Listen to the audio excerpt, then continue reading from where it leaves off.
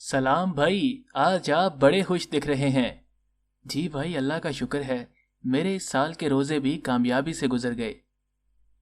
माशाल्लाह मेरे भाई, ये तो बहुत अच्छी बात है। लेकिन ये बताइए, आपको कैसे पता लगा रोजे की कामयाबी का? भाई, मैंने पूरे 30 के 30 रोजे रखे। माशाल्लाह मेरे भाई। अब मेरा एक सवाल है, हम किसी काम की कामयाबी या नाकामी किस बुनियाद पर तय करते हैं? भाई, सीधी सी बात है, जिस मकसद के लिए वो काम किया, वो मकसद कितना हासिल हुआ बताएगा कि हम कितने कामयाब हुए। जी, आपने बिल्कुल सही कहा। जैसे एक तालिब इल्म की कामयाबी उसके सीखने और नतीजे से देखी जाती है, ना कि इस बात से कि वो कितनी दफा स्कूल गया। इसी तरह हम अपने रमजान की कामयाबी इस बात से देखते हैं कि रोजे का मकसद कितना हासिल हुआ, ना कि सिर्फ रोजों की गिनती से। सही। मैंने कभी इस मुतालिक सोचा नहीं। तो भाई, रोजे का मकसद क्या है जिससे हम रोजे की कामयाबी का अंदाजा लगा सकें? भाई, रोजे का मकसद जानने के लिए आप सूरा नंबर 2 आयत नंबर 183 देखें।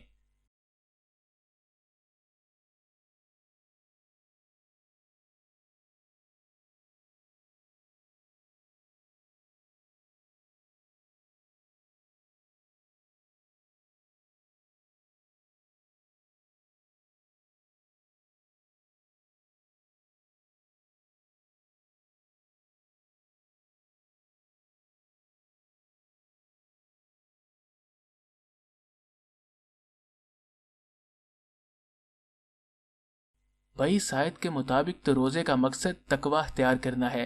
यानी हमारे रोजे की कामयाबी इस बात पर मुनहसर है कि हमने कितना तकवा अख्तियार किया। जी भाई, न सिर्फ हमारे रोजे में बल्कि हमारी कुर्बानी और हमारे हज में भी अल्लाह को हमारे तकवा की तलाश है। आप सूरा नंबर 22 और आयत नंबर 37 और सूरा नंबर 5 और आयत 27 देखिए।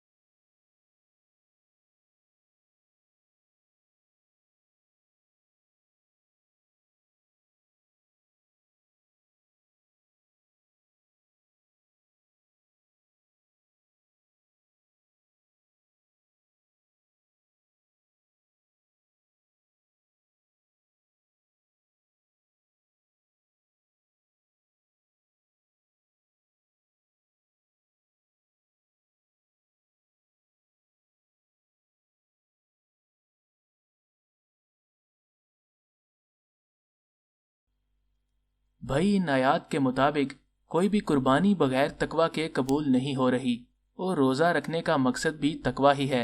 तो ये तकवा कैसे किया जाता है और हम तकवा कैसे हासिल कर सकते हैं? भाई आइए, हम कुरान से देखते हैं कि अल्लाह तकवा करने वालों की क्या पहचान बताते हैं। जब तकवा करने वालों की पहचान समझ में आ जाएगी तो हमें ये पता चल जाएगा कि तकवा क्या है, और फिर इस तकवा को अपने ईमानो अमल से चेक करके हमें अपने रोजे, हज और कुर्बानी की कामयाबी का भी अंदाजा हो जाएगा।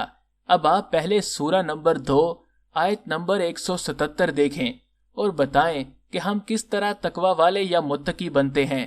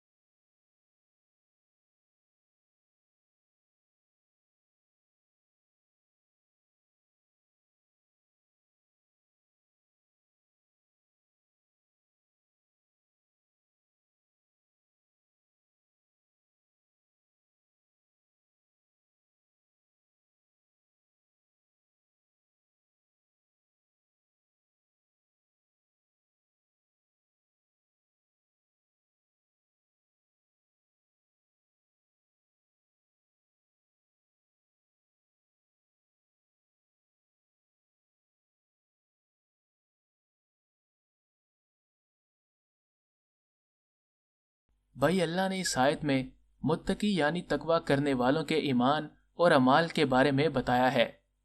بالکل صحیح۔ آئیے پہلے یہ دیکھتے ہیں کہ متقی یا تقوی کرنے والوں کا ایمان کیسا ہو، پھر متقی کے اعمال کیسے ہوں وہ دیکھیں گے۔ اب آپ بتائیے کہ اس آیت کے مطابق متقی کا ایمان کس کس چیز پر ہونا چاہیے؟ اس آیت کے مطابق تقوی حاصل کرنے کے لیے پہلی چیز اللہ پر ایمان ہے۔ وہ تو میرا ہے۔ بھائی آپ کا ایمان اللہ پر ہے یا اللہ کے نام پر؟ ان دونوں میں کیا فرق ہے؟ بھائی آپ سورہ نمبر 49 اور آیت نمبر 14 دیکھیں۔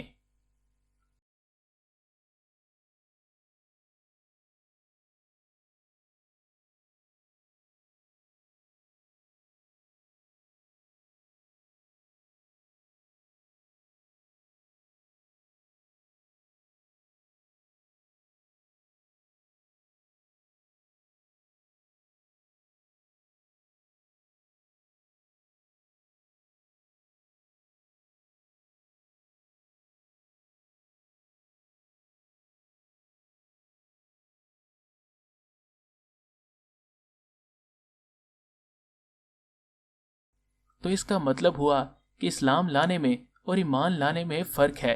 جی بھائی، آپ اسلام کلمہ پڑھ کر لاتے ہیں اور آپ کا ایمان آپ کے قرآن سے علم کے ساتھ آتا ہے۔ مثلاً کیا آپ اللہ کو مانتے ہیں؟ یقیناً۔ کیا آپ اللہ کو جانتے ہیں؟ کیا مطلب؟ مطلب یہ کہ اللہ کب رحمان بنتے ہیں اور رحمان بن کر کیا کرتے ہیں، اور اللہ کب رحیم بنتے ہیں اور کس کے لیے رحیم بنتے ہیں، اور اللہ رزاق کس طرح بنتے ہیں اور غفار کس کے لیے ہیں۔ اسی طرح قرآن میں سب بیان ہے کہ اللہ کی جتنی صفات ہیں وہ کس طرح کام کرتی ہیں اور آپ ان صفات سے کیسے فائدہ اٹھا سکتے ہیں۔ نہیں میرے بھائی، مجھے نہیں پتا۔ تو اس کا مطلب ہوا کہ آپ اللہ کو مانتے تو ہیں مگر اللہ کو جانتے نہیں، اور بھائی بغیر قرآنی علم کے ایمان نہیں ہوتا۔ اچھا، اب آگے دیکھتے ہیں کہ اگلا ایمان کس پر لانا ہے۔ اگلا ایمان ہمیں آخرت پر لانا ہے۔ جی میرے بھائی، آخرت پر ایمان لانے کے لیے ہمارے پاس اس بات کا علم ہونا چاہیے کہ قرآن کے مطابق وہ کون سے اعمال ہیں جو آخرت میں فائدہ دیں گے اور کون سے اعمال نقصان دیں گے۔ بھائی میں نے آخرت کے بارے میں کبھی قرآن سے جاننے کی کوشش ہی نہیں کی۔ اچھا، اب آگے دیکھتے ہیں کہ اگلا ایمان کس پر لانا ہے۔ اگلا ایمان ہمیں ملائکہ پر لانا ہے۔ جی میرے بھائی، کیا ہمیں قرآن سے اس بات کا علم ہے؟ ملائکہ کون ہیں اور اللہ کن لوگوں پر ان ملائکہ کو بھیجتے ہیں اور کب بھیجتے ہیں، اور وہ ملائکہ اللہ کے بندوں کی مدد کس طرح کرتے ہیں؟ نہیں میرے بھائی، میں نے کبھی ملائکہ کے متعلق قرآن سے جاننے کی کوشش ہی نہیں کی، اور بس سنی سنائی باتوں سے ان کو پر والا فرشتہ سمجھا۔ تو بھائی ہمیں ملائکہ کے متعلق بھی جاننا ہے ان پر ایمان لانے کے لیے۔ اچھا، اب آگے دیکھتے ہیں کہ اگلا ایمان کس پر لانا ہے۔ اگلا ایمان ہمیں کتاب پر لانا ہے۔ بھائی دوبارہ دیکھیں کتنی کتابوں پر ایمان لانا ہے۔ اللہ نے تو صرف یہاں ایک کتاب کی بات کی ہے۔ جی میرے بھائی، یہ وہی کتاب ہے جس کا ذکر سورہ نمبر 2 اور آیت نمبر 2 میں کیا گیا۔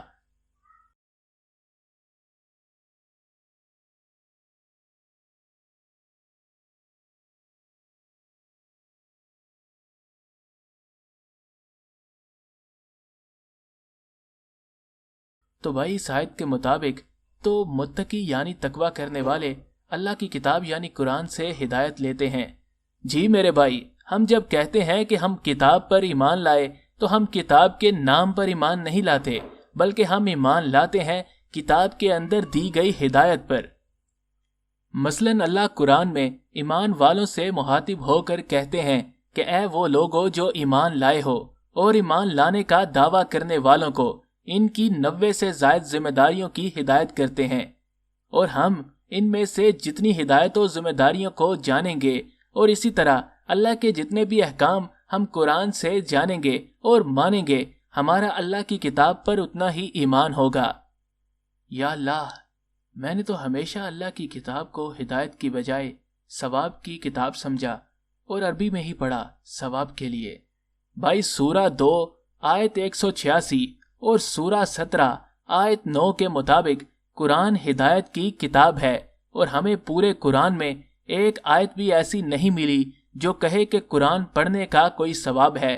ہاں، مگر قرآن پڑھ کر آپ جو عمل کریں گے ان پر سزا اور جزا ضرور ہے۔ اچھا، اب آگے دیکھتے ہیں کہ اگلا ایمان کس پر لانا ہے۔ اگلا ایمان ہمیں نبیوں پر لانا ہے۔ بھائی دوبارہ دیکھیں، کیا نبیوں پر ایمان لانا ہے یا ایک نبی پر ایمان لانا ہے؟ اللہ نے یہاں نبیوں کی بات کی ہے۔ اچھا، آئیے دیکھتے ہیں کہ نبیوں پر ایمان کس طرح لانا ہے۔ آپ سورہ نمبر 2 اور آیت 136 اور 37 دیکھیے۔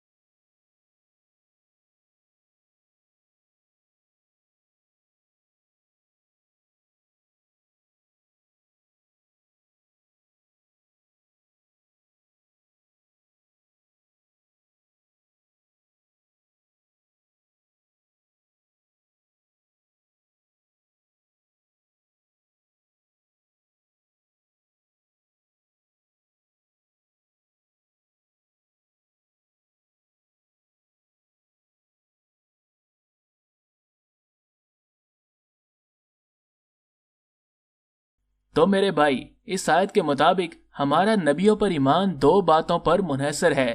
پہلی بات یہ کہ ہم کو نبیوں کے درمیان فرق نہیں کرنا، یعنی کسی بھی ایک نبی کو دوسرے نبیوں سے برتر نہیں سمجھنا، اور دوسری بات تمام انبیاء کو قرآن سے جاننا ہے۔ مثلا کیا آپ کو علم ہے کہ اللہ نے اپنے نبی ابراہیم کو کیوں تمام انسانوں کا امام بنایا، اور نبی ابراہیم نے اللہ کے گھر کی بنیاد کس طرح اٹھائی، اور اللہ نے مقام ابراہیم سے صلاح لینے کا کیوں کہا، اور ہم درود یا سلی میں نبی ابراہیم کی جیسی سلی کیوں مانگتے ہیں، اور اللہ نے ہمارا دینی باپ نبی ابراہیم کو کیوں بنایا جنہوں نے ہمارا نام مسلم رکھا۔ اسی طرح ہم کو تمام انبیاء کو جاننا ہے تاکہ تمام انبیاء پر ایمان لا سکیں۔ جی بھائی، میں کہتا تو تھا کہ میرا تمام نبیوں پر ایمان ہے، مگر میں نے ہمیشہ صرف ایک نبی کو اپنا سمجھا، مگر ان کے بارے میں کبھی قرآن سے جاننے کی کوشش نہیں کی۔ جی بھائی، اللہ کے حکم کے مطابق ہم نے تمام نبیوں پر ایمان لانا ہے، نبیوں کے بارے میں قرآن سے جان کر اور نبیوں میں فرق نہ کر کے۔ بے شک۔ اچھا بھائی، ہم نے تقوی کرنے والوں کا ایمان کس طرح کا ہو دیکھ لیا، اب ہم تقوی اختیار کرنے والوں کے اعمال دیکھتے ہیں اور لسٹ بناتے ہیں۔ اب آپ سورہ نمبر 2 اور آیت نمبر 177 دوبارہ دیکھیے اور بتائیے کہ ہم کیا عمل کر کے تقوی والے یا متقی بنتے ہیں۔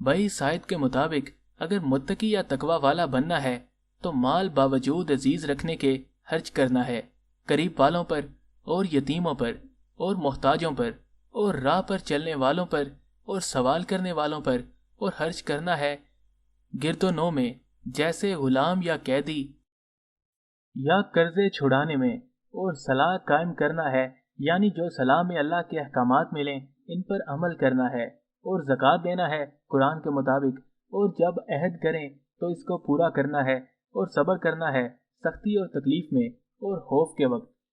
جی بھائی، اب متقی کی مزید صفات دیکھتے ہیں۔ آپ سورہ نمبر 3 آیت نمبر 133 سے 35 دیکھیے۔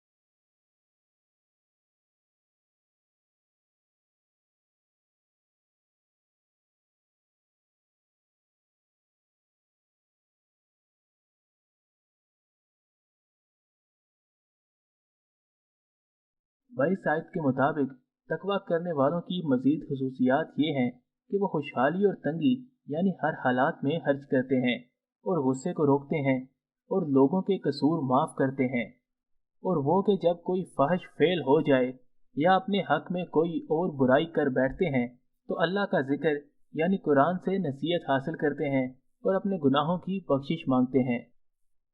جی بھائی، اب متقی کی مزید صفات دیکھتے ہیں۔ آپ سورہ نمبر 3 آیت نمبر 15 سے 17 دیکھیں۔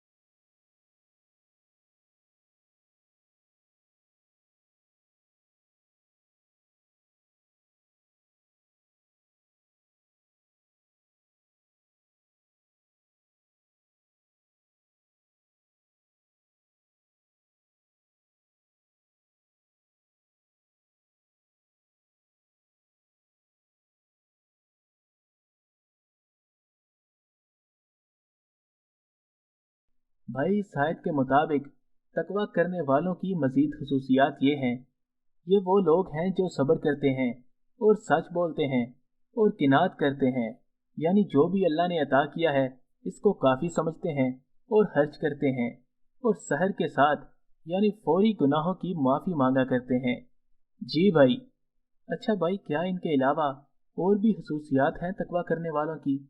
جی بھائی، آپ سورہ نمبر 2 اور آیت نمبر 180 دیکھیں۔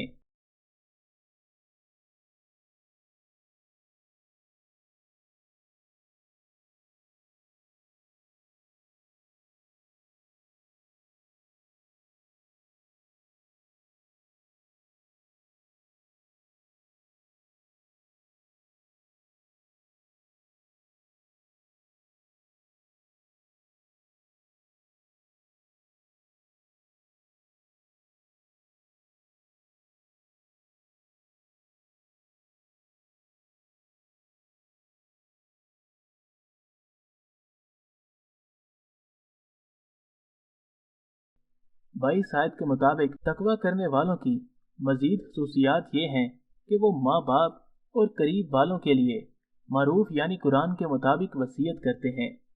جی بھائی، اور چونکہ موت کا وقت کبھی بھی آ سکتا ہے، لہٰذا متقی کی ذمہ داری ہے کہ فوراً قرآن کے مطابق اپنے والدین اور قریب والوں کے لیے وصیت لکھ دے۔ اب متقی کی مزید صفات دیکھتے ہیں۔ آپ سورہ نمبر 2 اور آیت نمبر 241 دیکھیں۔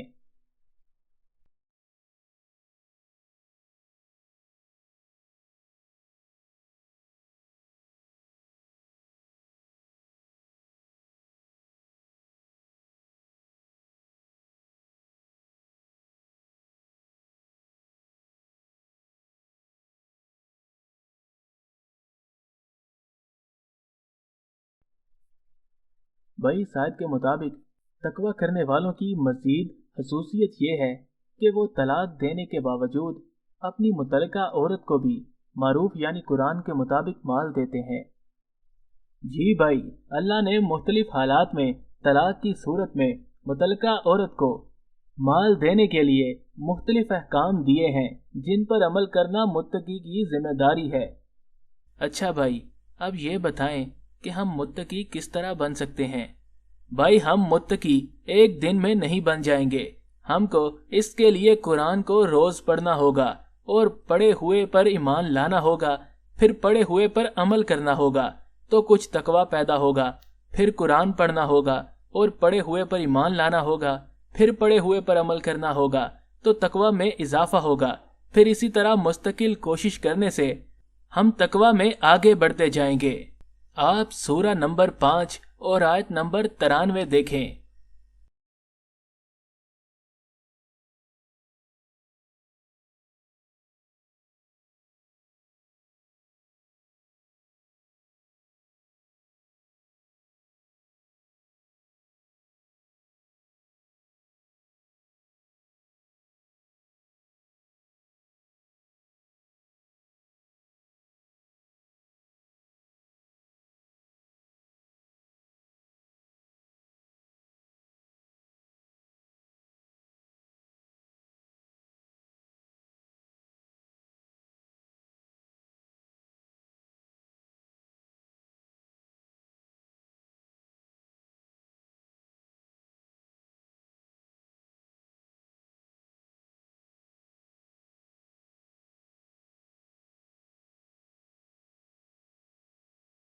اچھا بھائی، ایک آخری سوال ہے کہ جب ہم اپنا ایمان اور اپنے اعمال قرآنی احکام کے مطابق درست کر کے تقوی کرنے والوں کی صف میں شامل ہونا شروع ہوں گے تو کیا ہماری کوئی دوسروں کو بھی تقوی کی طرف لانے کی ذمہ داری ہوگی؟ جی بھائی، آپ سورہ نمبر 6 اور آیت نمبر 69 دیکھیے۔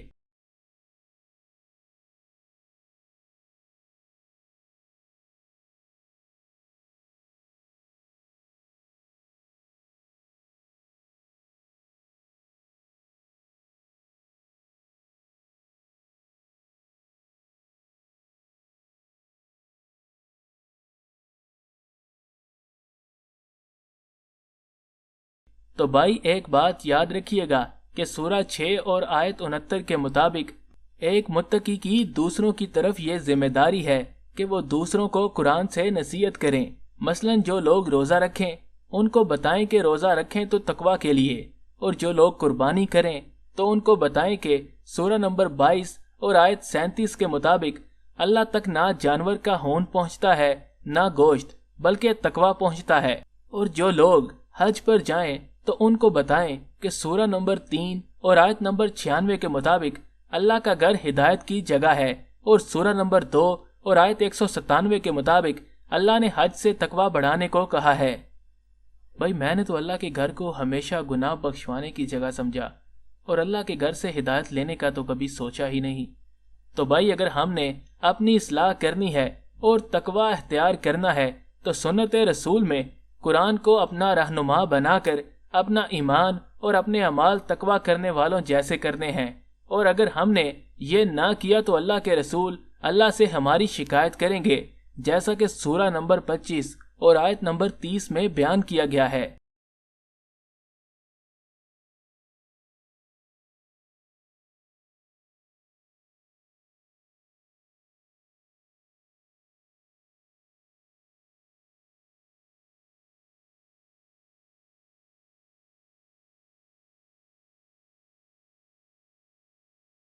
تو میرے بھائی ان احکامات کی گھر میں موجود قرآن سے تصدیق کیجیے اور اس ویڈیو کو شیئر کر کے روزہ، قربانی اور حج کے مقصد کے بارے میں اللہ کے احکامات دنیا بھر کے مسلمانوں تک پہنچائیے، اور ہماری کوسچن قرآن کے نام سے موجود مفت موبائل ایپ کو ڈاؤن لوڈ کریں، اور نہ صرف مختلف ترجموں سے قرآن کا مطالعہ کریں بلکہ ہزاروں سوالات کے جوابات براہ راست قرآن سے حاصل کریں۔